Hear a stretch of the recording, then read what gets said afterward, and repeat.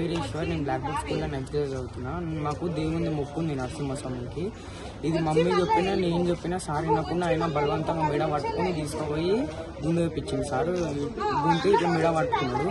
మెడ పట్టుకుని వదిలేండి సార్ అంటే ఇట్లా వదిలేలేడు. గట్టిగా పట్టుకున్నాను. మాట్లాడాలి అంటే నాకేం రాలేదు. ఇంకా మీరు చెప్పారా సార్కి ఎట్లా సార్కి చెప్పిన ఆయన గిట్ వదిలకుండా తీసుకోవండి సార్ గుండె వేపించింది.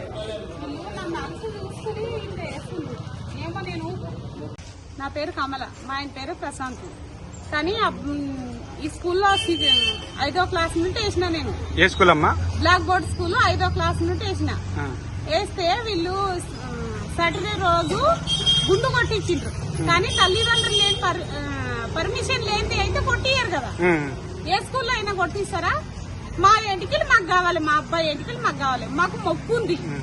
ఆ మొక్కు పడి మేము తీర్చుకోవాలని నేను అబ్బాయికి కూడా చెప్పిన, వద్దు నాయన కటింగ్ అని చెప్పిన. నేను ఆగిండు. కానీ పర్మిషన్ ఇవ్వాలి కదా, వాళ్ళు పర్మిషన్ అన్న ఇవ్వాలి, లేకుంటే నాకు కాల్ చేయాల్సి ఉండే. అసలు కాల్ చేయలేదు, ఏం చేయలేదు నాకు వాళ్ళు. ఇది జరిగిన సంగతి. దీనికి మీరే న్యాయం కావాలనుకుంటున్నారు? మా అబ్బాయి ఎంటికలు మా అబ్బాయికి కావాలి. ఇదైతే నేను ఒప్పుకుంటా. ఇప్పుడు వాళ్ళు ఎట్లా గుండు కొట్టించి నా అబ్బాయికి ఎంటికలు ఎట్లున్నాయో అట్లా కావాలి. ఎంటికలు తెచ్చి వాళ్ళు ఎట్లా చేస్తారో మా ఎంటికలు మాకు ఇప్పియాలి. ఇది మొక్కుబడిని, అసలు నరసింహస్వామి మొక్కుబడి. ఈ రోజు చెప్తున్నా నేను.